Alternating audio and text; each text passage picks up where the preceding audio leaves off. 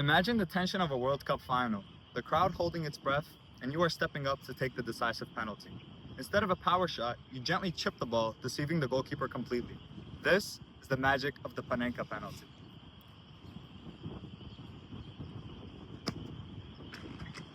My name is Mohamed Kamalov. I'm an ex-professional soccer player who played professionally in Vegas for a short period of time after recovering from my ACL tear. Growing up playing soccer, I have played for many teams including club and school.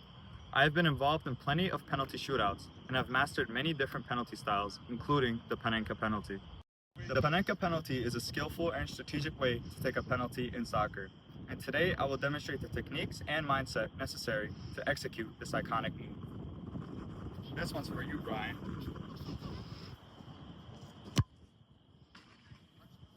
Today we will explore the history of the Panenka penalty, break down the techniques required to execute the move, and discuss the psychological aspects of performing a Panenka penalty. The Panenka penalty was invented by Antonin Panenka in the 1976 European Championship Finals. Ever since then, the Panenka penalty has been a strategic move to pull out in a penalty shootout when under pressure. Let's get into the technique of performing a Panenka penalty. When performing a Panenka penalty, you want to make sure the initial point of contact is right underneath the midway point of the ball.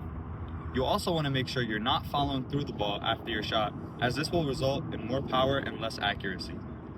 Make sure to slice the bottom of the ball rather than hitting it with power.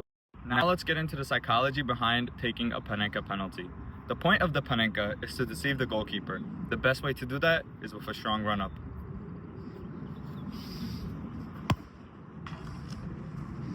Having a strong and fast run-up messes with the keeper's brain, as a fast run-up usually ends with a power shot.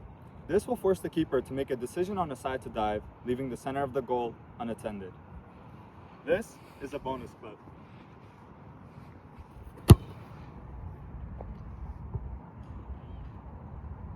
The Panenka penalty requires a great deal of composure. Approaching the ball as if you are striking with power, only to slow down and chip it towards the center, is no simple task.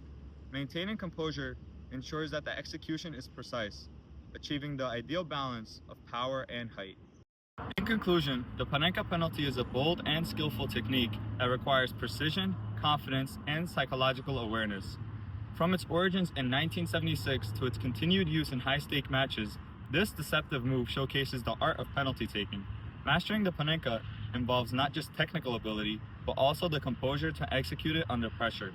When done correctly, it is one of the most elegant and effective ways to outsmart a goalkeeper. Does the audience have any questions? Yeah, I have a couple. What is the most recent Panenka penalty in the top 5 league to this date? The most recent Panenka penalty in the major leagues to this day is Kylian Mbappe's penalty for Real Madrid against Leganes in a famous 3-2 comeback. Is it common to see a Panenka penalty in a match? No, it is not common to see a Panenka penalty in an official match due to the high levels of stress and anxiety when performing a penalty shot.